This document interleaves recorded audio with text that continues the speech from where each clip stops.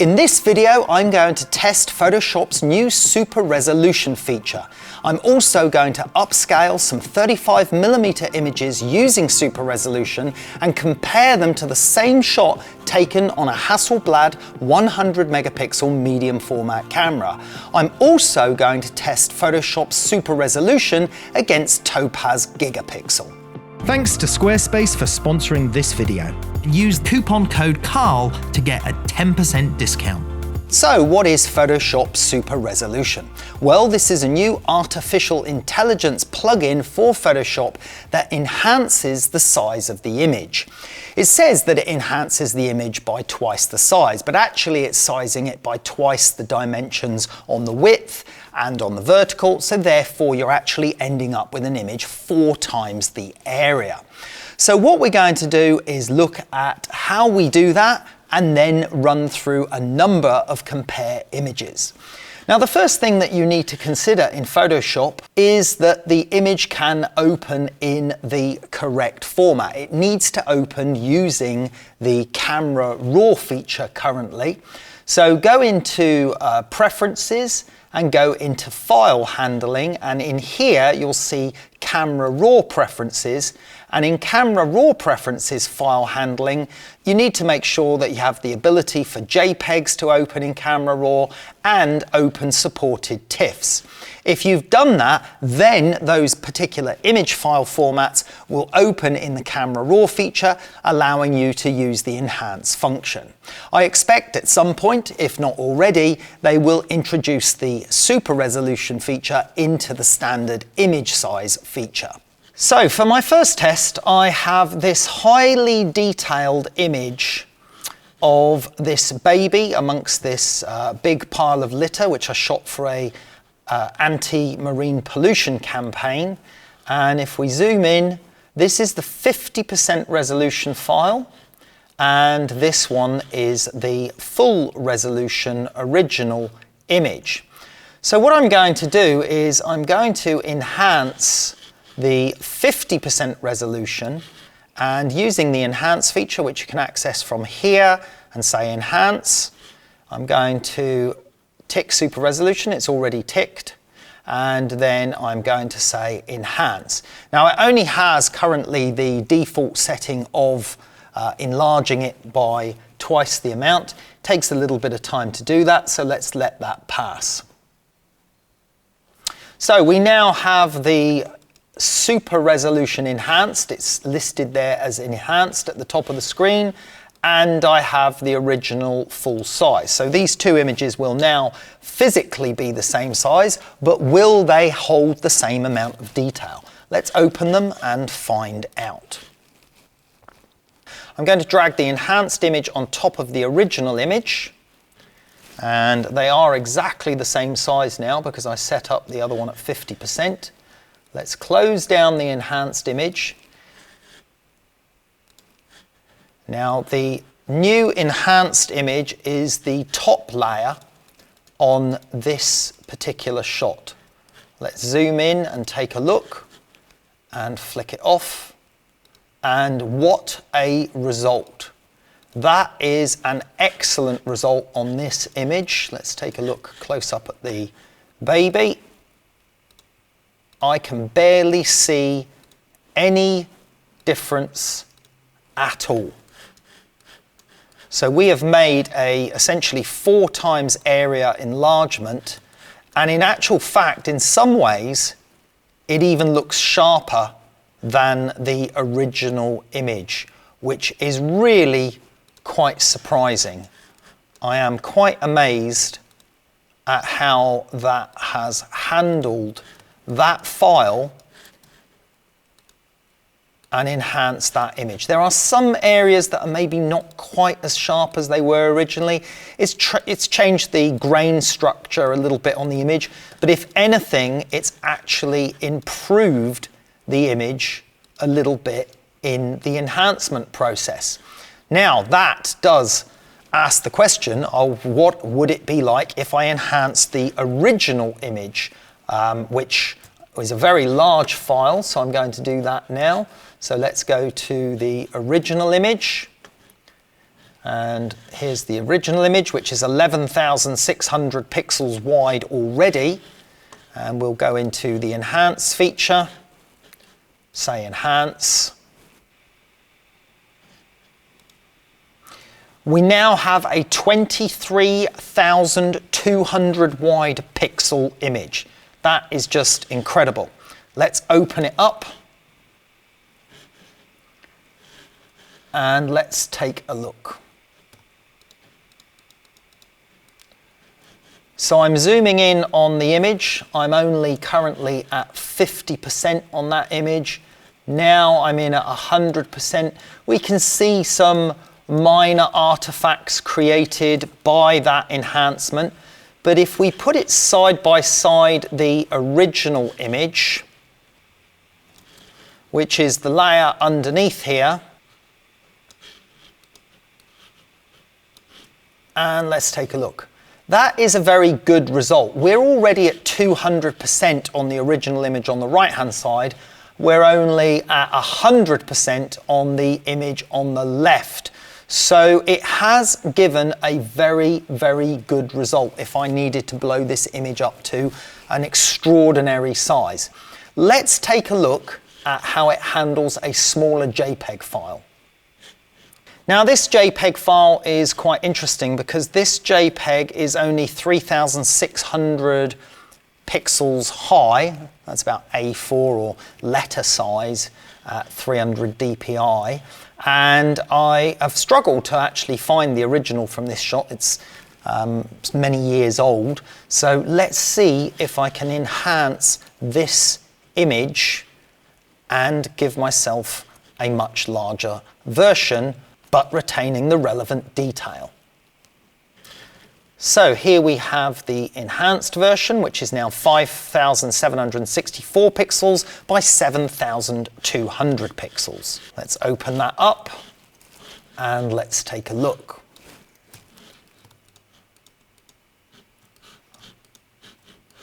It's a pretty good result. I wouldn't say it was perfect because it looks like maybe there wasn't quite enough detail for it to enhance in the first place. But it's a reasonable result that would probably benefit from a little bit of post-sharpening or enhancement further. Now, let's take a look at another comparison. Here, I've got two images that were shot at the same time. One on a Sony A7R2, which is around a 42 megapixel camera, and one that was shot on a Hasselblad H6-100 megapixel medium format camera. So what I'm going to do is take a look. There is the Hasselblad one, and there is the Sony one. So let's enhance the Sony one using the 2x super resolution feature. Click enhance. So we have now the new enhanced image, 15,900 pixels across compared to 11,600. So we'll open those two images up. And this is the original Hasselblad 100 megapixel file. Let's zoom in on some detail here. Now, obviously, the Sony image, which was originally smaller at 42 megapixels, is now a bigger file in dimensions than the Hasselblad file. So I suppose we could actually shrink it down in size, but let's just take a look. Now, in looking at that, I'd say it's not as sharp because clearly the original detail wasn't good enough to enhance. So whilst it's done a good job with the enhancement, it's not quite the same. So what I'm going to do actually is I'm going to look at the image size on the Hasselblad, which is 11,600, and then I'm going to look at the image size on the enhanced Sony file, which is now 15,904. So let's drop that down to 11,600. Now you have a couple of options here when you drop it. You have bicubic smooth gradients or bicubic sharper for reduction. So we'll go with the sharper for reduction. And now these images will be approximately the same size. or certainly the same size in width. And as you can see there, no, the Sony one on the left, even with enhancement and then reducing it back down, it's still not quite as sharp as the original Hasselblad file. So it does seem there are limitations with what this can do, but certainly the results of enhancing a very highly detailed file to begin with and then enlarging that, you really see the benefits from that. However, you still see some significant improvements in increasing the image size compared to a standard image size increase command. So let's do that. Let's compare this image enhanced and then this image enlarged just using the image size function. Clicking enhance. So here's the enhanced image at 23,200 pixels. Let's open it up. And now I'm going to go back to opening the original image file. I'm going to say open that as standard. And on this one, I'm going to change the image size. And for this, I'm going to choose bicubic smooth gradients. You can choose preserve details enlargement. So actually maybe we'll try that one for preserve details. And we'll take this image to the 23,200 size as well. Say OK to that. And then let's compare. So I'm going to take the layer of the image size option and drop it on top of the layer of the enhanced version. So the image size function layer is on the top now of this one. You can close that one down. Let's zoom in on the detail. So this was image size, and that actually looks very impressive, and the one underneath is enhanced. I can't really see a great deal of difference at all on those files. This has a little bit of noise in it. This was shot on a medium format, but it was shot in very low light at 800 ISO with a long shutter speed, so it's got a little bit of noise in the shot because we wanted to capture the motion blur in the water in the low light there, and then we used studio lighting on location as well on this shot. And if we flick on and off, the difference is that the grain structure is slightly stronger on the enhanced version. So it looks more like an original file, but the improvement is minor on this particular file. Some of the stray hairs or some of the hairs and the details floating around there look a little bit cleaner or a little bit crisper on the enhanced version, but I must say in this case the changes are minimal. So the image size function in Photoshop using the enlargement with preserve detail set actually gave a very good result. Actually down here the detail in the fabric is definitely better in the enhance function. It looks like the weave of the fabric has been caught a little bit more in the image enhance function. The patterns on the fabric look a little bit more detailed, as you can see there.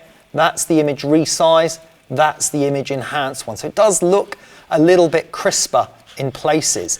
Let's move over to some areas where we have detail in the pebbles on the beach.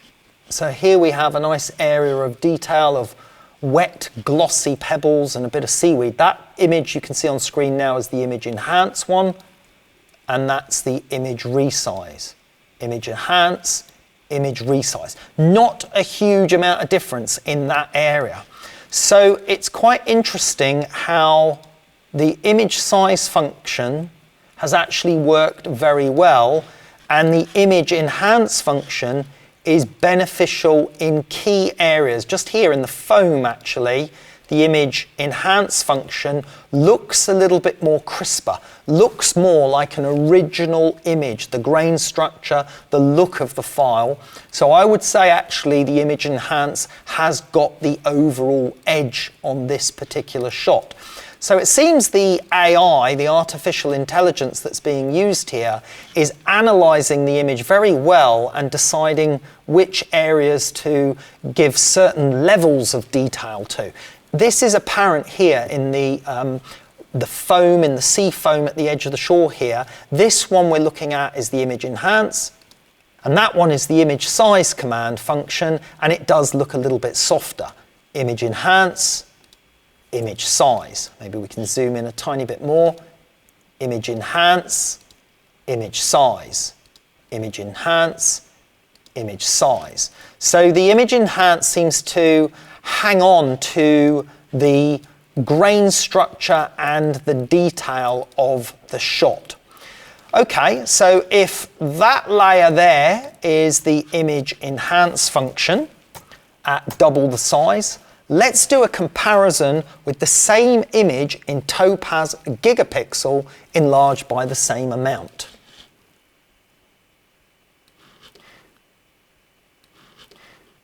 We drop that image into Gigapixel.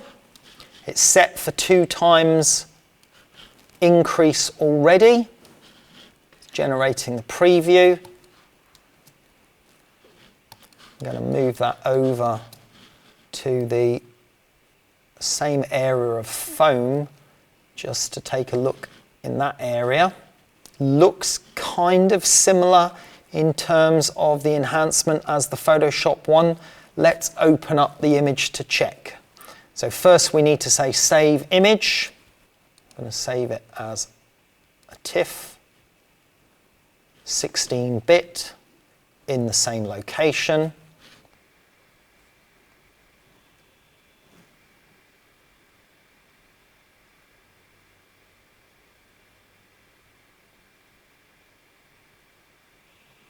Done. Has it finished? It took nearly 20 minutes to process the file in Gigapixel, Topaz Gigapixel AI. However, I was running screen recording, I am running screen recording at the same time, which may slow it down, but it's certainly a lot slower than the Photoshop version. Let's take a look at the result. So we have our Photoshop enhanced file on screen at the moment as well. Let's get the Gigapixel version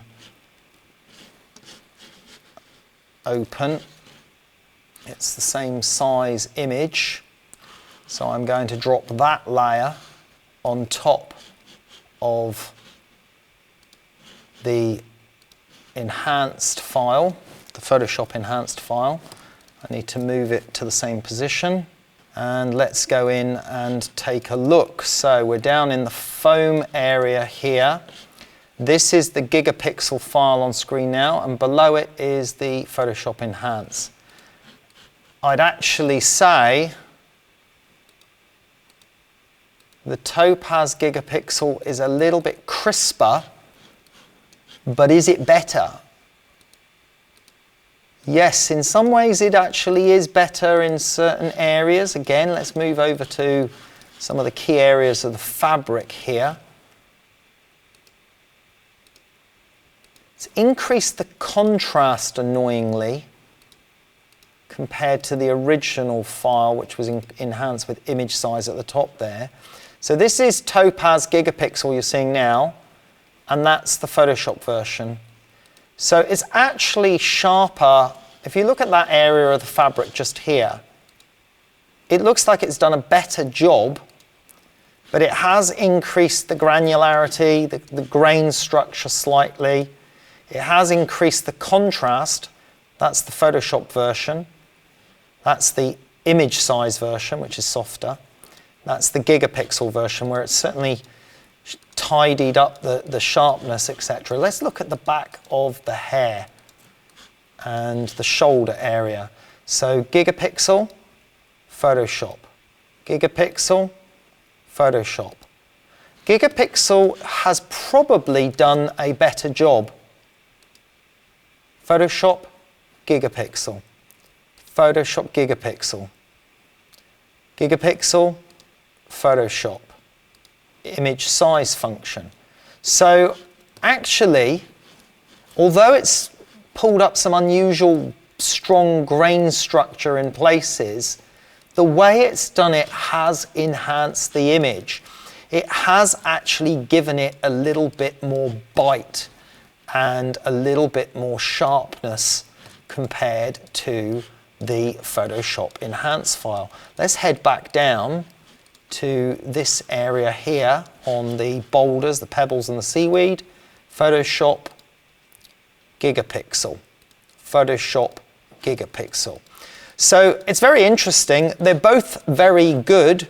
The Gigapixel one certainly took a lot longer, and it would be interesting to actually print the files out at matching super large sizes and compare the print quality of the two, because ultimately that's what really matters when we're talking about enlarging images to this scale.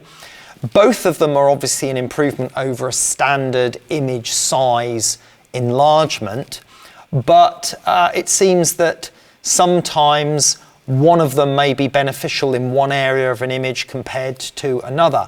But in that particular image, the Topaz Gigapixel seems to have come out on top. But that's not to say it would have come out on top in every single image, because we don't know the processing computations that it will make based on the content of the image or the original image. Anyway, I hope that you found that comparison useful. Thanks very much for watching. This video is brought to you by Squarespace. From websites and online stores to marketing tools and analytics, Squarespace is the all-in-one platform to build a beautiful online presence and run your business.